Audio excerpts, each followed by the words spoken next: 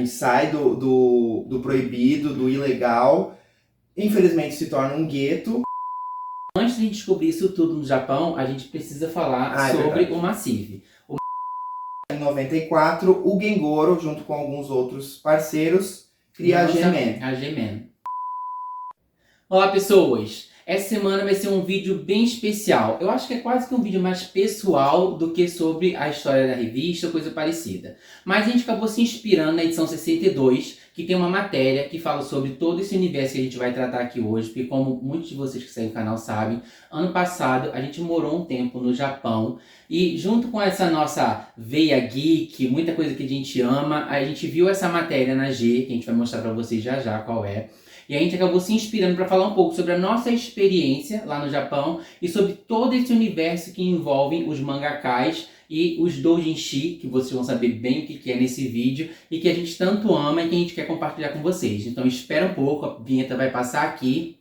Aproveita e já deixa um like aqui embaixo no vídeo, que esse vídeo tá sendo gostoso pra gente fazer, mas tá dando um trabalhinho, gente. Mas aproveita, já deixa um like, se você não é inscrito no canal, se inscreve no canal e vem saber mais sobre a cultura japonesa junto com a gente depois da vinheta.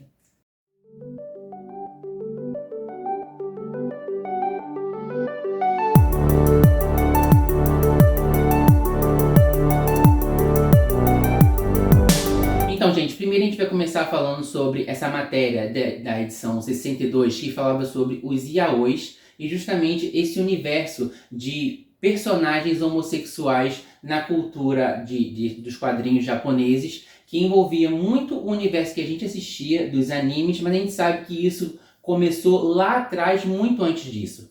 Porque nesses quadrinhos que a gente acabava assistindo, que viravam animes que a gente via, muitos personagens eram inseridos como casais homossexuais e já tinham essa vivência justamente numa cultura tão reservada que é a japonesa, mas muitas vezes quando esses desenhos vinham para o Brasil, a G falou nisso na matéria, que a dublagem mudava bastante esses personagens, até mesmo às vezes eram dois homens que se relacionavam, eram duas mulheres, às vezes quando eles viam que um personagem tinha uma veia um pouco mais feminina, vamos assim dizer, eles mudavam o dublador para parecer que era uma relação entre um homem e uma mulher, mas na verdade no Japão eram dois homens, né? Isso aconteceu em Sailor Moon. Sailor Moon. Uma coisa que é muito engraçada é assim, a cultura japonesa ela é um pouco ainda mista em relação à relação homoafetiva.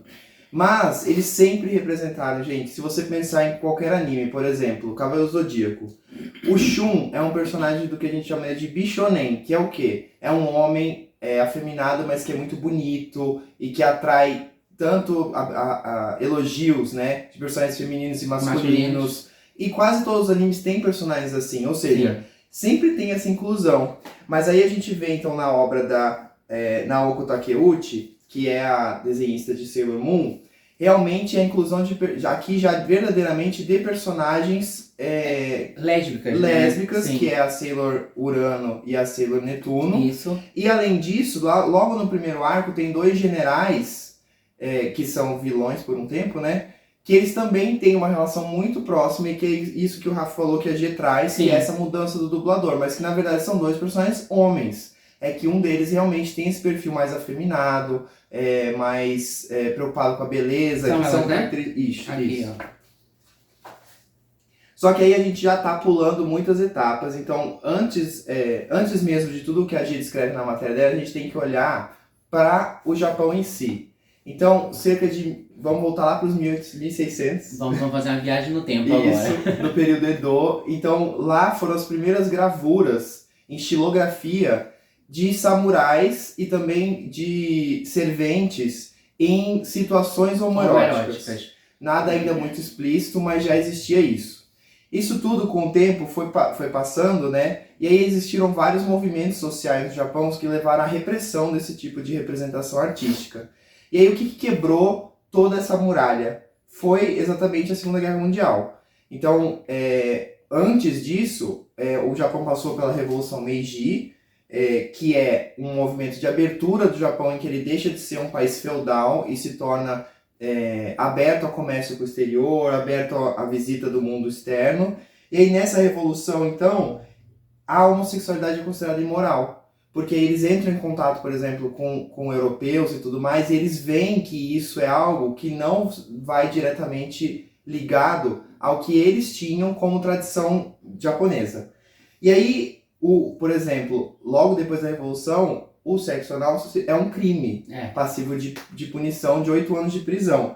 Mas isso é abolido alguns anos depois. E aí lá em 1887 existe a Lei da Obscenidade, que é relacionada diretamente a desenhos e representações de homoerotismo, de homossexualidade. Sim. Então, olha só como é um movimento de repressão que vocês sabem, né, gente? Tudo que é reprimido uma hora explode. E aí essa política ideológica seguiu, como eu falei, durante toda a guerra. E aí, com o fim da guerra, os soldados americanos trouxeram essa vivência dos Estados Unidos de que existia relações entre homens. E aí incluíram a palavra gay no próprio vocabulário e no imaginário japonês. E aí isso foi o ponto de virada para que as pessoas entendessem que não, homens que gostam de homens têm uma definição, eles existem e talvez não seja algo errado. Essa estética, então, ela avança. E aí, em 1951, com o lançamento de Astro Boy, que foi um marco para redefinir como os mangás iam ser feitos, né, no Japão, essa nova estética pós-guerra, a gente vê a inclusão já desses personagens que a G traz. Sim. Que são os personagens mais afeminados. Que representam essa homoafetividade. Muitas vezes eles não têm nem relação com outros homens ou coisa parecida, mas você entende que ali já estão tentando representar a homossexualidade de alguma forma. Sim. Pelo menos para tentar começar a tornar isso um pouco mais naturalizado, assim, aceitar as diferenças, né? A G cita o Yu Yu Hakusho. Yu Yu Hakusho, que sim. Tem também personagens bichonen, que a gente poderia classificar, né? O Menino das Rosas, né? São dois casais, na verdade, que tem no Yu Yu Hakusho, que a G fala sobre eles. Vou colocar uma foto deles aqui pra vocês verem do casal. E aí, se você lembrar, por exemplo, Dragon Ball, o Freeza, ele é um personagem bem andrógeno. Ele é um alienígena, né? Mas ele tem esse toque de risadinha, E na Tropa Ginyu também, acho que fica bem óbvio pra todo mundo que assistiu Dragon Ball Z. E Cavaleiro do Zodíaco tem muita representação, não só do próprio Shunen. Tem o próprio Afrodite, tem o próprio Misty. E depois do Cavaleiro do Zodíaco teve uma sequência do Lost Canvas, que era uma segunda parte de como se passou a guerra 200 anos atrás, que tinha até um dos personagens lá que parecia ser transexual mesmo. Ele já agia como se fosse, dava em cima dos cavaleiros. A gente vai voltar a essa discussão dos animes mais no final do vídeo. Peraí.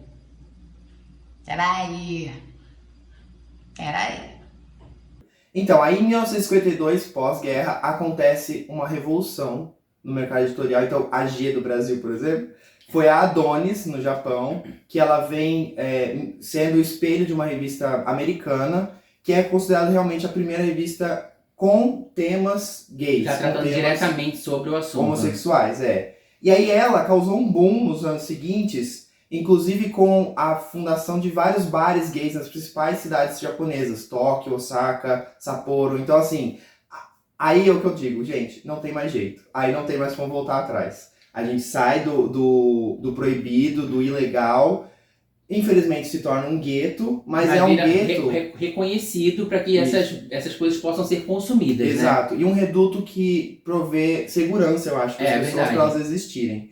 E aí em 62, então, existe a Fusoko Kitan, que aí sim, é bem interessante, né? Todo movimento de expansão causa uma nova repressão. A gente vê isso constantemente. Até hoje em dia. A Fusoko, ela era uma revista pansexual. Ela tinha representação lésbica, representação homo, representação hétero, só que em temas fetichistas, como bondage. E aí ela era considerada o quê? Hentai. Gente, não usem essa palavra se vocês forem pro Japão, se vocês conversarem com alguém do Japão. Por quê? O hentai significa pervertido, significa indecente e imoral. E essa foi a classificação dada à Fusoko pelas pessoas heterossexuais, pela sociedade na época. E eles abraçaram esse rótulo por um tempo. Então, quando isso é consumido depois no mundo ocidental, né, através da internet, as pessoas usavam esse termo, hentai. Sim. Até hoje em dia, se você busca na internet, ainda aparece isso, só que você não sabe o real significado, o que isso representava para eles lá. Exatamente. Aí, 2 anos depois, então, o Go Mishima se torna um dos primeiros artistas realmente de arte homoerótica. E aí ele retoma lá aquele período Edo com representações de tanto Yakuza, né, personagens tatuados, como samurais também. E aí, bem estilográfico, o Rafa até falou, nossa, parece um desenho antigo. Então é muito bonito o desenho dele, mas ainda muito tímido, eu acho, né, nesse início. E aí, o primeiro filme gay, com temática gay, é rodado no Japão, em 69. Então vocês veem que as coisas vão só escalando. E aí, 2 anos depois, é fundada a Barazoku, que aí sim é uma revista voltada para a sexualidade, agora tira elementos heterossexuais, e para a sexualidade LGBT Mas como por um que todo. tem esse nome Bara? Então, o que acontece? Quando a Barazoku foi lançada, ela estava tentando ressignificar um novo termo problemático que é bara. Precisamos entender que o termo bara é usado até hoje por diversos homossexuais que procuram justamente esses Esse quadrinhos tipo de que são justamente homoeróticos, né, que envolvem relações entre homens, mas muitas pessoas não sabem que esse termo veio de uma problemática imensa justamente lá no Japão. Como se popularizou esses desenhos, né, cada vez mais, agora vindo com o Gomishima, o bara foi um termo que as pessoas hétero passaram a usar para referenciar aquilo que é feito pela tribo dos rosa.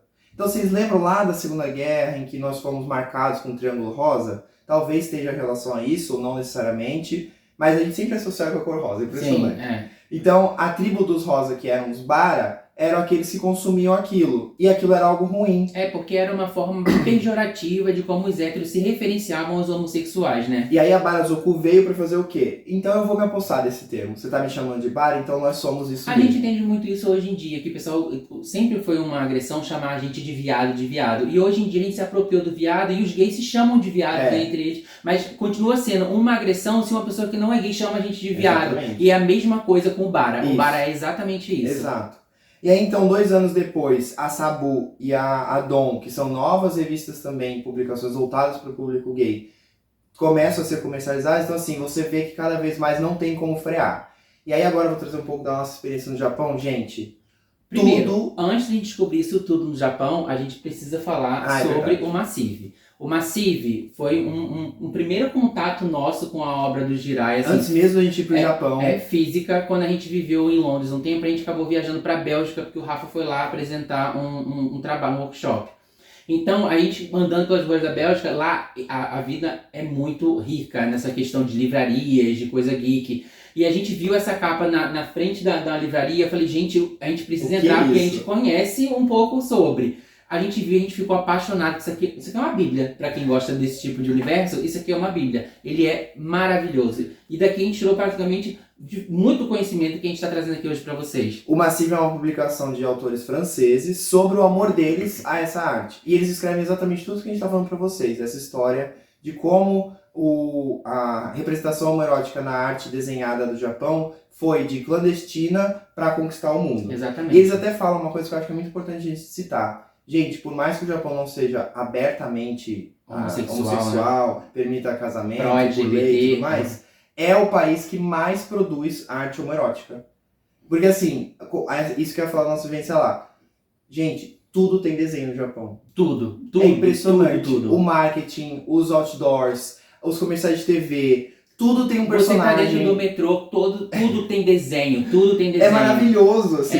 O Rafa, como é designer, falou até como a escrita deles é muito desenhada, né? Os hiraganas e os... Talvez seja mais fácil para eles aprenderem a desenhar, Exato, porque a própria escrita deles já aparece um desenho. E uma coisa que a gente repara é justamente isso. A gente andando por lá, no tempo que a gente morou lá, a gente vê que eles têm um padrão de se vestir, eles querem passar desapercebidos. Mas a gente repara em alguns elementos da cultura deles que eles querem muito, tipo assim, extravasar através de lugares, justamente o que eles se sentem tão travados. E a gente vê que através dos desenhos, eles acabam tendo uma vivência que muitas vezes eles não conseguem ter na vida real deles, né? Sim. E aí então voltando agora para a linha do tempo, nessa mesma época, na década de 70, estava popularizando o shoujo, que é o quê? É um mangá de histórias femininas, feito para meninas, mas desenhado por homens. E aí as mulheres que desenhavam também shoujo não tinham muito espaço no mercado editorial. Existe uma veia bem machista, né, no Japão. Uhum. E aí o que elas fazem? Basta, cansamos, vamos passar a desenhar então histórias de meninos para meninas. Que é aí que nasce o BL, que é Boy Love, ou Shonen. E aí, na verdade, na época era conhecido como yaoi, mas que também é um termo que não deve ser usado porque é um termo super problemático. Yaoi está relacionado a Yamanashi, Oshinashi e Minashi, que significa não é produzível, não é consumível, não é arte. É como se fosse uma forma de diminuir essas obras homossexuais, como se elas não fossem valiosas o suficiente, quando na verdade ela tem grande valor, só que para os heterossexuais era importante mostrar que isso era uma coisa que não é necessária, que é ruim, justamente para que as pessoas não consumissem isso, como se fosse alguma coisa de segunda categoria. Sim. Nós temos diversos boy loves que a gente consumiu no Japão. Sim. Um muito importante, que foi até um predecessor desse movimento, foi o da Kimi Yoshida, o Banana Fish. Que não é uma história abertamente homoerótica, mas você sente os elementos durante toda a história. É, porque você vê que os dois protagonistas, eles não são ditos como um casal em si. Só que quando você lê toda a história, você vê, porque esse anime existe. Eles estão dispostos a tudo, né? Existe esse anime no Amazon, no Prime Video, para ser assistido. Vocês veem que eles fazem tudo um pelo outro. Então Exato. fica implícita aquela relação deles. E esses aqui são alguns BLs que a gente consumiu lá no Japão. Eles vêm todos escritos em japonês, a gente está usando muito o Google Tradutor. E a gente vê que alguns têm uma pegada um pouco mais sadomasoquista, né? Uma pegada mais um pouco intensa, mais rough. É. E muitos deles, você vê que tem os rapazes assim mais... o BL ele tem muito disso. De rapazes mais magrinhos e assim, e sempre um fortão para ter aquela hierarquia de tipo, como se fosse ativo e passivo.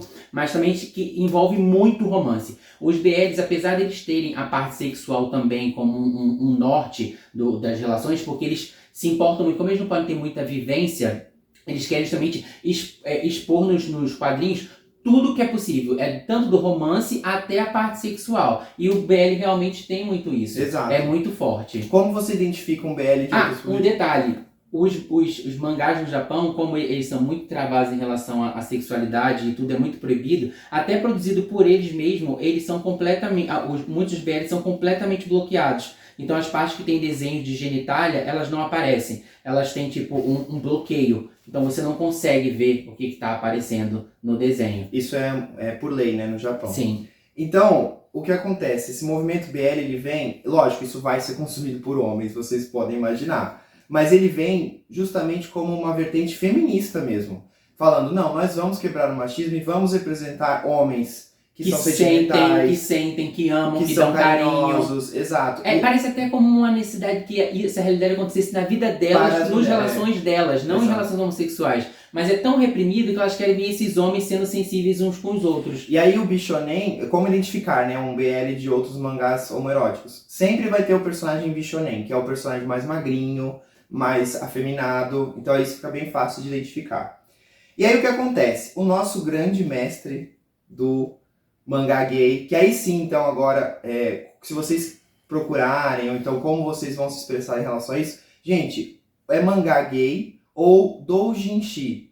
O doujinshi é um mangá de amor entre homens, né, sexo entre homens, feito para homens. E aí, então, o nosso grande... mas um detalhe. A gente sabe que é de sexo para homem, feito para homens, porque a gente é da comunidade gay. Porque a gente morando no Japão, a gente via que até esses que são gays, totalmente voltados para gays, lá eles vendem como se fossem vendidos para mulheres. Porque você entra nas seções, nos corredores de livrarias, você vê doujinshi para mulheres. Para mulheres. E mesmo sendo os que são voltados para gays. Não tem uma seção onde eles escrevam doujinshi para gays, porque não existe falar sobre gays. E sabe o que é mais incrível? Elas consomem. A gente via, assim, menos nessas sessões, mas mulheres também viam. É um detalhe que tem que falar. Quando a gente andava nas livrarias lá, nos corredores, os BLs, como eles são totalmente produzidos para mulheres, os corredores, eles eram inundados de mulheres. E tipo assim, a gente estava lá, né, a gente é turista, a gente já chegava com fome, porque os desenhos são maravilhosos, gente. Os traços são lindos. E é uma infinidade de artistas, de opções, e o que aqui um desse custa tipo uns 60 reais, lá a gente comprava por 3, 9 reais. Então a gente entrava lá e elas ficavam, a gente reparou depois do tempo que elas ficavam incomodadas. E a gente percebeu por quê? Porque o BL é voltado para a mulher. Então parece que você está invadindo o espaço delas, o lugar de conforto delas. E elas ficavam um pouco incomodadas. Mas com o tempo a gente começou a ver, a gente começou a frequentar muitas livrarias, que alguns rapazes gays já se sentem, japoneses mesmo, já se sentem confortáveis de competir esse espaço com elas. Porque eles também querem coisas sobre romance, eles não querem só coisas sobre sexo. Sim. Porque o doujinshi, quando ele teve aquele início, era uma repressão tão grande que a maioria dos desenhistas fazia coisa mais voltada justamente com o cunho sexual. É muito engraçado como uma cultura tão rica e acho que as coisas não precisam ser ditas no Japão, é desse modo. Porque tá tudo lá. Gente, não existe uma seção atrás de um véu. você entra na livraria, tem os mangás de tudo que você imaginar, Cavaleiro do Zodíaco, Dragon Ball, Yu Yu Hakusho, e aí do lado, Pokémon, do lado tem BL. Do lado tem BL. Então assim, tá lá, sabe? Você pode consumir. Do lado tem doujinshi. Tipo assim, uns totalmente que qualquer um pode pegar e olhar, e outros tipo assim, gente, isso aqui tem que ser mais 18 e tá tudo lá. Sim, então voltando pros BLs, o grande boom dos BLs, que foi quando as mulheres começaram a escrevê-los, foi a BL June, que é a primeira revista voltada para esse segmento, né, o Boy Love, o Shonen. E aí quando o Gengoro começa, ele já desenhava, né, os seus desenhos homoeróticos, mas aí ele começa a desenhar profissionalmente, Mas sendo quem pago. é o Gengoro? Quem é Gengoro Tagami? Então, Quem é ela? o Gengoro Tagami, ele nasceu em 1964, e ele, na verdade, gente, ele virou, assim, um curador, um historiador, uma grande inspiração para todos os mangaka. O que significa esse termo? As pessoas que desenham mangás, para todos os mangakas que vieram depois dele. A gente citou um nome, né, o Gomishida antes disso, mas assim, o Gengoro é responsável por essa revolução que vai acontecer depois da vinda dele. Ele vira quase um oráculo. E ele se torna o primeiro mangaka que consegue fazer lucro, que consegue fazer dinheiro com essa arte através do Pride. Gente, o Pride é uma obra maravilhosa, linda, A gente conseguiu encontrar lá no Japão. A gente achou, nossa, olha que legal, a gente vai ter esse livro desse Dérico, esse novinho. Aí, só que a gente já conhecia um pouco do estilo do Gengoro, né? E ele gosta de umas coisas bem pesadas. Aí a gente pegou o Pride e a gente falou assim, realmente a gente não sabia que ele podia ficar mais pesado do que isso. Porque ele não simplesmente escreve e desenha sobre BDSM. Ele vai um pouco além. E às vezes é um pouco assustador. Sadismo, o que mais a gente pode dizer? Coprofagia. Às vezes chega a nível de amputação. Então assim, é bem intenso. Mas na entrevista que ele deu pro Massive, ele fala que ele não vivenciou nem 30% do que ele representa. A gente precisa entender que muitas dessas, tipo o Pride mesmo, e outras obras do próprio Gengoro e de diversos outros, tá muito atrelado a como a homossexualidade é vista como uma coisa errada, e muitas vezes o quanto eles se puniram dentro da própria pele deles até aceitarem a própria homossexualidade. Eles acabavam vendo o sexo como se fosse uma coisa suja que eles tinham que sofrer por sentir esse prazer. Sim. Então você vê isso acaba sendo recorrente, né?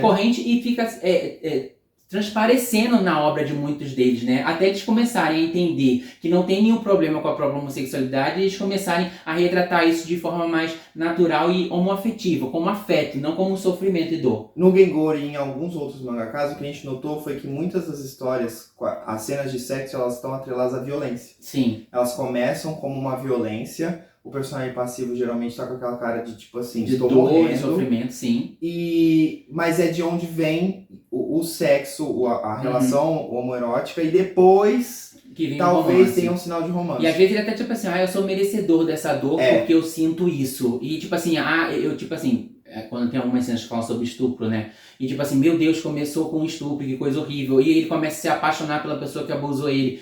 É toda aquela construção de tipo assim, é como se ele gostar de um outro homem fosse ele uma punição. Até começar assim, a naturalizar isso, e isso acaba virando um romance. Aí você fala, nossa, que problemático, mas a gente precisa entender que a gente está tratando com uma cultura completamente diferente da nossa, baseada e imersa numa opressão gigantesca e que, infelizmente, dura até hoje, porque é um país que ainda não tem leis que protejam LGBTs e que tenham, justamente, alguma coisa que seja pró essa comunidade. Tendo dito isso, eu e Rafa não passamos por absolutamente nada em relação à homofobia no Japão. Nada. Inclusive, as pessoas eram muito educadas, Sim.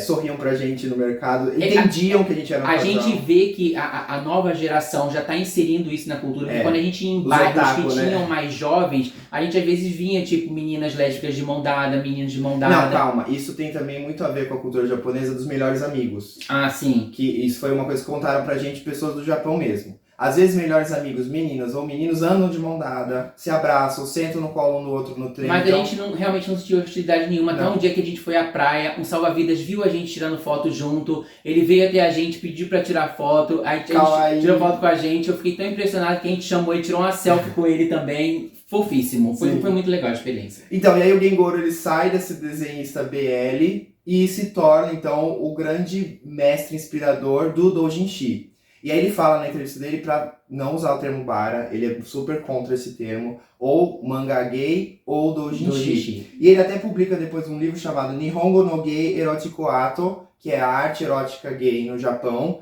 que serve justamente como esse guia histórico da arte erótica japonesa. É maravilhoso. Então, tendo dito tudo isso, vem o Gengoro, né, no BL Juni, e aí se torna esse primeiro mangaka que consegue ter retorno financeiro, e isso inspira, gente, uma geração... Legião de pessoas que não tinham representação e falam assim, eu posso viver e externar isso também. Uma tsunami, literalmente, né? E aí depois, então, vem outras publicações, como a Sanson e tudo mais. A crise da AIDS acontece, né, na década de 80, meados de 80 no Japão, início da década de 90. E aí essas revistas se tornam as primeiras a falar sobre direitos homossexuais, entrevistar pessoas japonesas que contraíram o vírus. Então trazer isso também para a realidade daquele país, né? Até a fundação da Associação Internacional de Lésbicas e Gays do Japão, em 1986. E aí a Barazoku se torna a Barakomi, que aí sim é somente desenhos com homens mantendo relações. E aí a Barakomi, ela estabelece 4 categorias de homens, que eu acho que a gente tem essa impressão em tudo que a gente... Gente, a gente comprou muita coisa. Comprou muita coisa. A gente foi com 2 malas, voltamos com 5. Que é o Guchiri, que é o homem bem musculoso, bem, tipo assim, padrão academia. O Gatinuchi, que é... É verdade. Que é o sarado mais baixinho. Então, assim, fugindo da estética BL total, né? Depois, o Gutidebo, que é o musculoso grandão. Não necessariamente tão definido, mas assim, gigantesco. Isso aqui seria um Gutidebo. Provavelmente. Né? Ou se não é um Gutidebo, seria... Um debo. Um debo. Não, na verdade esse é o Gutidebo porque você vê a musculatura. O debo já é uma pessoa mais forda, não sei se existe essa palavra. Um forte, mais gordinho. É um forte, mas que tem muita massa gorda também. Exato. Então a Barakomi estabelece essa estética. E aí, gente, a gente tá falando de 1986. O que acontece nos anos 90 e virados 2000? Internet. Sim. E aí tudo isso é uma avalanche em blogs e fóruns nos Estados Unidos, no próprio Brasil. E qual é o nome que isso vem junto? Barakomi. Então as pessoas associam a palavra bara a homens musculosos transando com a estética japonesa.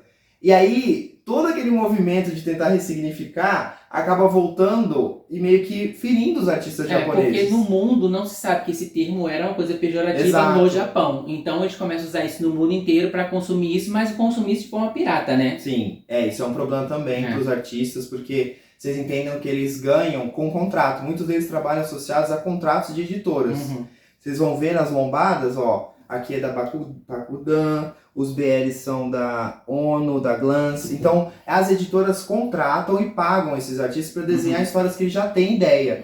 Então, eles têm certa liberdade criativa, mas eles trabalham sobre um contrato. Se isso é pirateado, o contrato acaba, né, gente? Verdade. Então, assim, evitem um pouco isso, assim. É difícil porque a gente não consegue consumir grande parte disso no Brasil. É porque no Brasil, o bara, né, que é conhecido no Brasil, mas o doujinshi, ele não é muito conhecido no Brasil de forma impressa. Nenhuma editora no Brasil produz doujinshi aqui. Nenhuma. Por isso que a gente ficou tão fascinado em comprar no Japão, porque é o único lugar que a gente poderia ter acesso a isso e não consumir de forma, tipo assim, pirata, né? Voltamos com 5 malas. Pois é. E aí o que acontece então? Uma segunda revolução, um segundo boom gay. O primeiro foi aquele dos bares, agora da literatura. Então assim, realmente não tem mais como voltar atrás. Então nessa virada da década de 90, em 94, o Gengoro, junto com alguns outros parceiros, cria a G-Man. A G-Man. Quase uma G-Magazine. Que na verdade essa G-Man aqui é de anos pra frente, vocês vão descobrir por quê, por causa justamente da ilustração dessa capa. A G-Man, ela se torna então a principal publicação gay no Japão. Pra vocês terem uma ideia, eu até anotei aqui, ó. Gente, olha a grossura disso. Ela era, todas elas, né? Todas elas. Elas eram gigantescas. E é maravilhoso, gente. Tem assim, tem foto também de pessoas reais, mas tudo. Tem muito desenho, de muito artista. Então assim, é incrível. Você conhece estilos, você conhece histórias, é sensacional. E ainda vinha CD-ROM, né? Ainda vinha CD-ROM, porque eles faziam divulgação de filmes pornográficos do país e do fora do país. Tem histórias escritas também. Tem histórias escritas, ó. Ai, que aí é gente, mais fica difícil. só olhando mesmo. Então, pra você ter uma noção, a BL Júnior, ela durou 17 anos. A Baracome, ela durou só 4 anos. A Gemen, gente, ela durou 22 anos. Se isso não é sucesso, eu não sei o que é sucesso. Então, a Gemen, ela causa essa revolução e ela dá espaço pro segundo grande mangaka japonês de histórias homoeróticas, que é o Jiraiya. O Jiraiya, então... Ó, Jiraiya. Isso aqui é Jiraiya. A capa do Massive, ó, é Jiraiya. O Jiraiya, ele nasceu em 67. Ele é um designer gráfico formado. E aí, ele entra pra Gemen em 98, 4 anos depois da criação da revista. Todas as obras deles, todas publicadas na Gemen. Sim. E ele é um artista muito único, assim, o estilo dele difere bastante do que já existia na época. E aí, quando ele aparece, ele conquista todo mundo. Ele é inspirado um pouco pelo Gengoro, ele mesmo fala isso. É porque o Gengoro, como a gente falou, ele tinha esse estilo mais rough de desenho das suas histórias. Era uma pegada mais pesada. Acho que raramente nessa época envolvia romance do Gengoro. Eram coisas muito masoquistas, sadomasoquistas mesmo. O Jiraiya, ele já vem com uma pegada completamente diferente. Ele vem com essa coisa mais masculinizada mesmo, mais erotizada, mas sempre envolve histórias que muitas vezes começam de forma meio embolada, mas sempre rumam pro romance ou para uma frustração romântica. Às vezes tem histórias de homens casados que se identificam como homossexuais, e tem aquela experiência gay, mas não pode viver porque ainda é casado e prefere escolher continuar com a esposa. Mas sempre tem uma pegada mais realista, de vida real, de, tipo assim, de vivências que realmente acontecem, é uma coisa muito mais próxima da gente. E uma veia humorística. É verdade. O Jiraiya é maravilhoso. Sim. E ele gosta de representar elementos da cultura japonesa. Então tem monges, tem lutadores de judô, tem lutadores de kendo.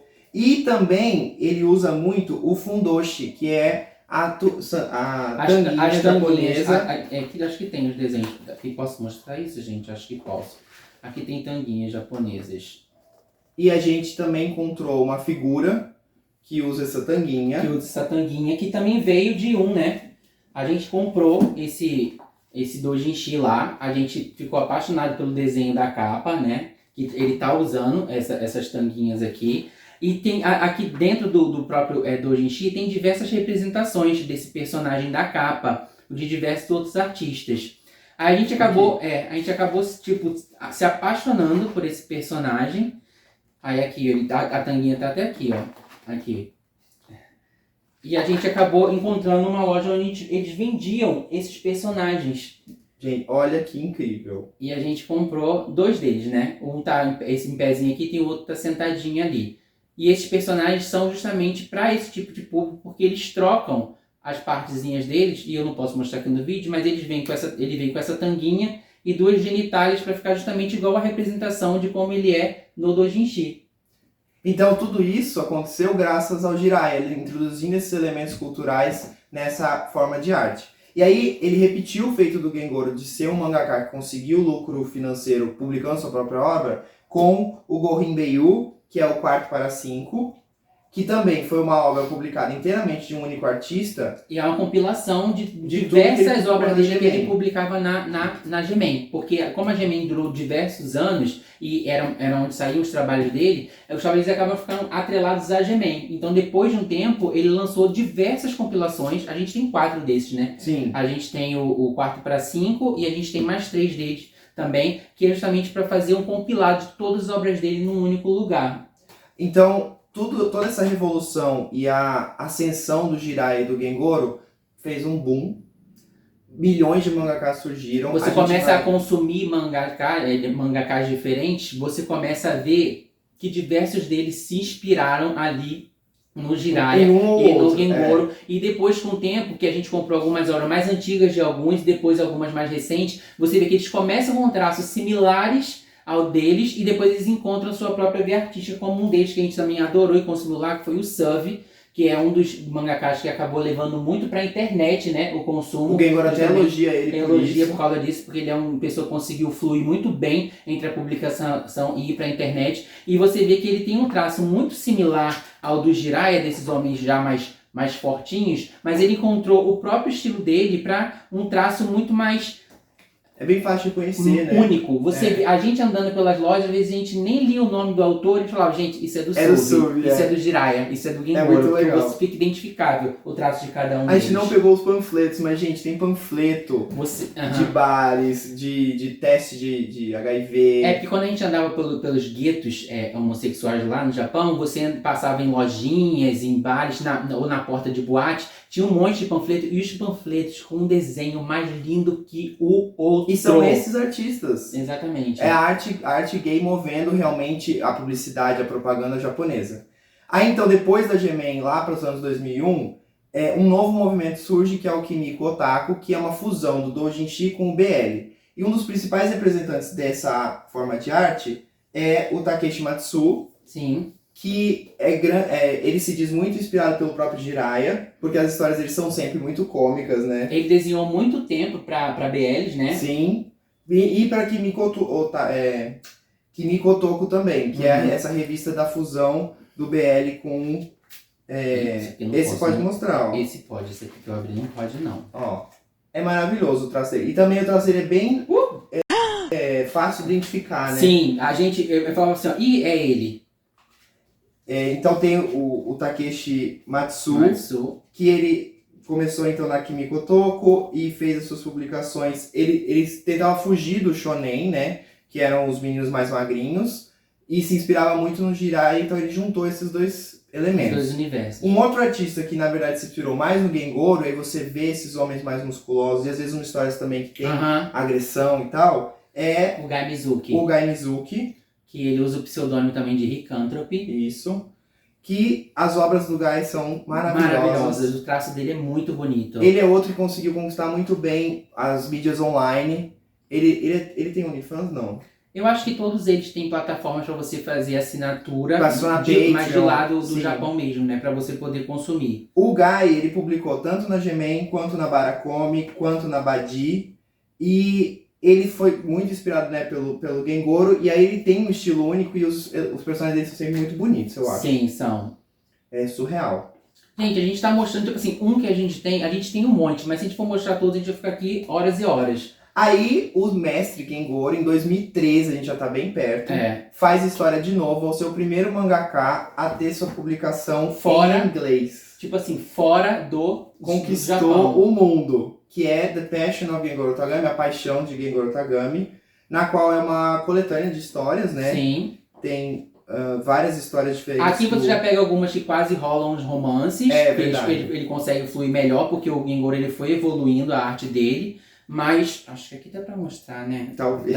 Dá.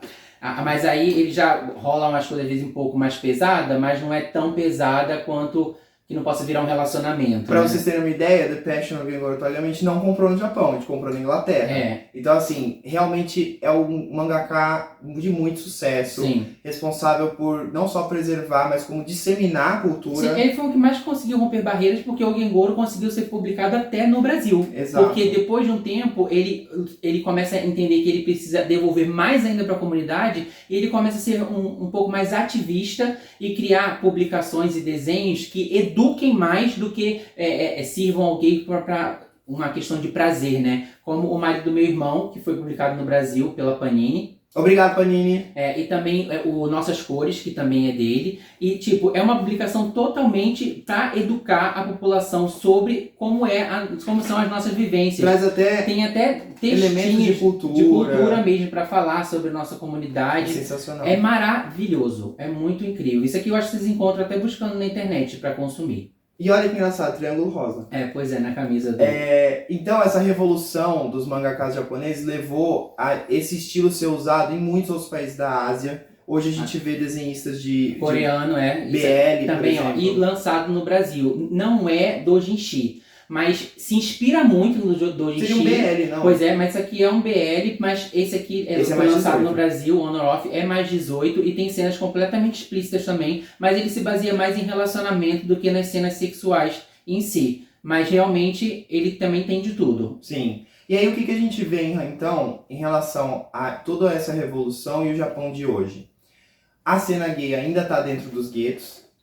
Em 2014 foi fundada a Big Jin, que é uma loja em Tóquio que é o santuário assim para consumidores dessa arte. e ela sobrevive até hoje, mas a gente vê outras lojas no Japão, tipo a Mandarake, tendo também muito dessas artes e encomendando direto dos artistas. Então hoje os artistas estão presentes nas redes sociais, tipo o Mentaiko. Sim, a maioria desses doujinshi, desses BL, a gente comprou na Mandarake, mas muitas delas a gente encontra em livrarias regulares mesmo, comum, principalmente os BL, como a Bukov, a Animated, que a gente entrou lá, e a gente teve a sorte de, quando teve em Tóquio, de ir na Big Jam, e gente, quando a gente entra lá, meu Deus do céu, é sensacional. dá vontade de consumir a loja inteira. Sim, é muito incrível, gente, de verdade. E assim, o Japão é muito rico em artistas. E tipo, é tão rico que a gente vê que quando muitos animes, a gente descobriu o anime Golden Kamuy, lá no Japão, e a gente viu os personagens incríveis, e a gente vê que muitos desses artistas, quando eles não encontram espaço para ter as suas obras originais e tal, para conseguir vender, eles criam fanzines, né, que eles chamam, que eles pegam, por exemplo,